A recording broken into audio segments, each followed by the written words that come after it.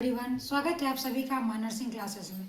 सबसे पहले तो आप सभी को मां नर्सिंग क्लासेस की ओर से होली की ढेर सारी शुभकामनाएं।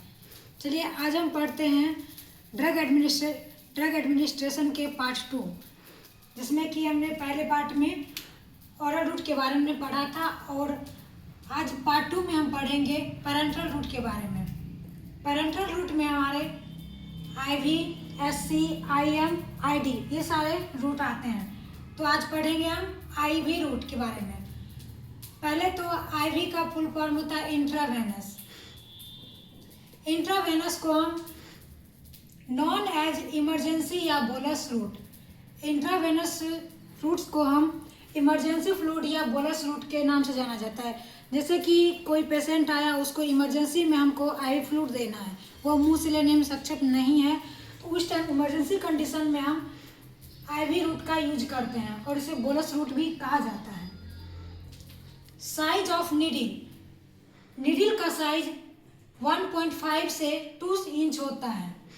गैज 22 गैज का होता है। गैज का मतलब होता है डायमीटर।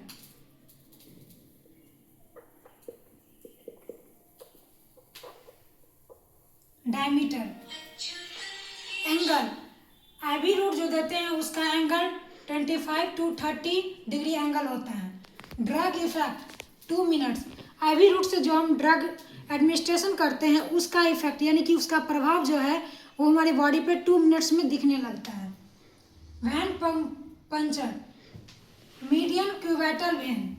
एडल्ट में IV रूट जो हम लगाते हैं उस टाइम जो हम वेन पंक्चर यानी प्रिक जो करते हैं वो एडल्ट में मीडियम क्यूवेटल वैन पे करते हैं। मीडियम क्यूवेटल वैन हमारा यहाँ पे होता है। Vein puncture neonates, scalp vein. Neonates यानी बच्चों में जो हम IV रूट से देते हैं उसमें स्काल्प वैन का यूज करते हैं। स्काल्प वैन बटरफ्लाई के आकार का होता है।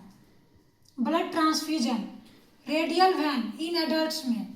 ब्लड ट्रांसफ्यूजन यानी कि ब्लड चढ़ाते समय जो हम वैन का यूज करते हैं वो रेडियल वैन का यूज करते हैं, जो कि हमारा इस तरफ होता है। ब्लड ट्रांसफ्यूजन न्यूनेट्स में, न्यूनेट्स में यानी बच्चों में ब्लड ट्रांसफ्यूजन करने के लिए अम्बिलिकल वैन का यूज किया जाता है। आगे है complication of IV route. IV route देने के क्या क्या जटिलताएं या समस्याएं हो सकती हैं।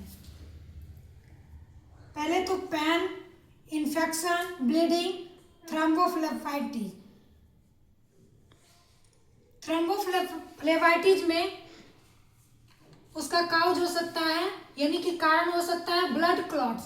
सिम्टम्स यानी कि जो लक्षण दिखेंगे वो होंगे pain, redness, swelling and warm का हिंदी होता है गर्माहट। रेडनेस लालिमा, स्वेलिंग का सूजन। फ्लेबाइटिस यह नसों की सूजन है जिसमें लालिमा, गर्माहट, दर्द एवं सूजन होती है। थ्रोम्बो का मतलब होता है,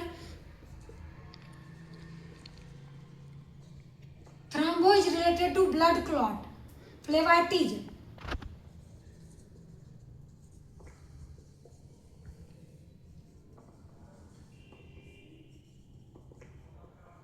फ्लेबाइटिस का मतलब होता है इन्फ्लामेशन ऑफ वैन यानी कि वैन का सूजन। फ्लेबाइटिस जिस वर्ड के पीछे आइटिस लगा हुआ हो उसका मतलब समझते हैं इन्फ्लामेशन। आइटिस का मतलब इन्फ्लामेशन यानी सूजन। इनफिल्ट्रेशन, यह एक विशेष प्रकार का इनफिल्ट्रेशन है जिसमें झुनझुनी या जलन होती है।